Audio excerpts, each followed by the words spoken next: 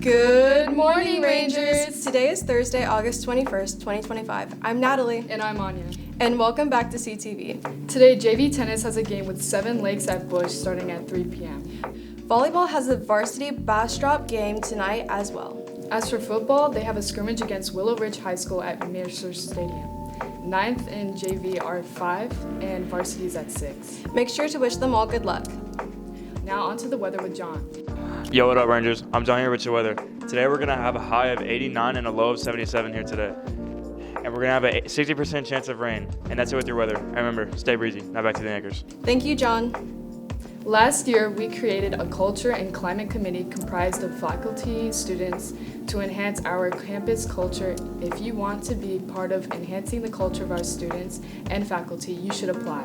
Not all students who apply will be selected. Find the link in the newsletter to submit your application. Deadline to submit is Sunday, August 24th. If you ordered a yearbook during the 2024-2025 school year, they are ready to be picked up in Miss Mayo's room 2810. Pickup time is before school, after school, and during all lunches.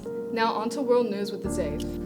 What to do, Clemens crew? And we back with the first show of the year. Welcome back to Wild World News with Azaf. Firstly from BBC, rebels in Democratic Republic of Congo killed 140 civilians despite peace progresses continue to be brokered by the US and Qatar. Also from CNN, Hurricane Erin threatens dangerous surf for much of the East Coast as a new tropical system brews in its first week. On some lighter news from UPI, Colorado police strangle an emu on the loose in Lakewood. That's all for now, Rangers. Come back for more wild world news. Stay blessed, be blessed, because best is best. Now back to the anchors. Thank you, Azaf. If you have a concern with your schedule, there is a JOT form located on the CHS Counseling website.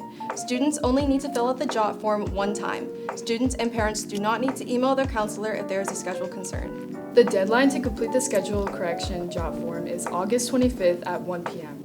Open house is Tuesday, August 26th from 6 to 8 p.m. There is a general parent assembly in the auditorium at 6. From there, parents will follow their students' schedule and meet the teachers.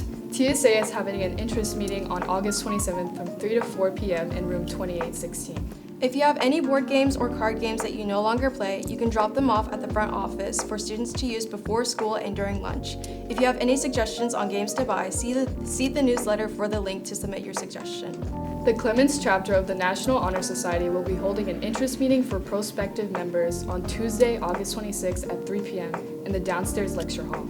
There will be a morning makeup meeting on Wednesday, August 27th at 7 a.m., also in the downstairs lecture hall. Please reach out to Mr. Alexander with any questions or concerns. Now on to our Clips team, introducing a new arm wrestling competition. Hi, I'm with Coach Ford. What is your last words? Yep, all warmed up. Hi, it's time. What's over there? What? Hi, my name is Fatima and I'm with Coach Oakley. How do you feel about winning the arm wrestling competition last year against Coach Ford? I knew I was going to win that. Coach Ford, big guy, whooped him. You saw it all on film. People were calling me cheaters, all that kind of stuff. What's over there? Not even close. Pure power. Okay, and who do you want to call out this year? There's a lot of guys on the list I like to take down, but what I'm going to do this year, last year I picked on the biggest guy in the school. This year I'm going to pick on one of the oldest. I'm calling you out, Thomas Bowen. I'll see you in the arena, buddy.